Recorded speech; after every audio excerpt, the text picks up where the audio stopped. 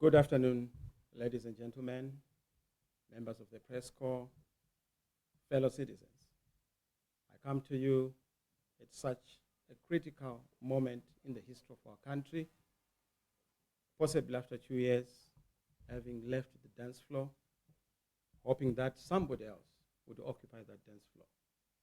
But I see there's none who has chosen to occupy the dance floor, and the dance floor is vacant. And I've seen it fit that I'm back on the floor to dance for my nation, to dance for the citizens, and to dance for the future. Our nation faces a pivotal moment and a critical juncture in the history of our country. The promise of independence has not yet translated into that rapid, accelerated transformation that we hoped to see. We have not seen transformation. That promise has been hijacked. We have not seen shared prosperity. We have not seen the dignity that had been promised to the citizens. We have not seen the sovereignty that the citizens were promised. We have not seen opportunities for all. But today, Zimbabwe is gripped by a disputed national processes cycle, deepening economic hardships, political uncertainty, social collapse, and moral decay. Government services and support has been partisanized, meaning to say that things are done according to the partisan lines. We've seen an escalation of discohesion, unfolding instability, heightened national anxiety, and eroded public trust. We've endured decades of crisis, political intolerance, national discohesion.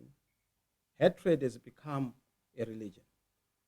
Hate has been foisted upon the citizens on account of politics and political differences. Zimbabwe continues to suffer from a debilitating legitimacy crisis born out of rigged elections, institutionalized idolatry, sponsored hate, contrived intolerance, endemic corruption, illegal recalls, hijacking of genuine alternative or opposition, and ubiquitous state capture. For Zimbabweans in the diaspora, life has not been easy. The struggle is real. Men who have left our country continue to suffer and wallow in abject poverty. The immigration issues affecting the world, and Zimbabweans in particular, are numerous.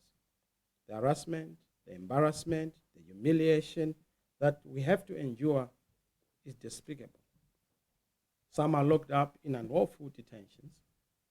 Concurrently, we've also seen the resilience of the citizens of Zimbabwe that remains unbroken.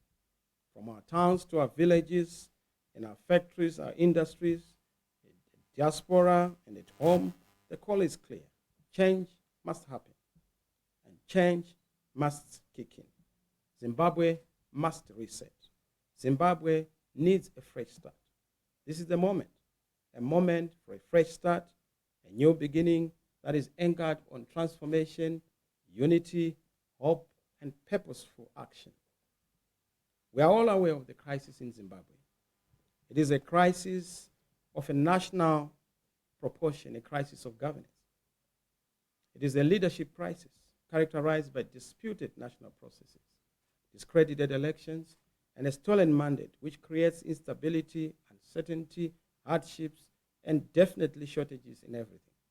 It has led to abuse, desperation, and division.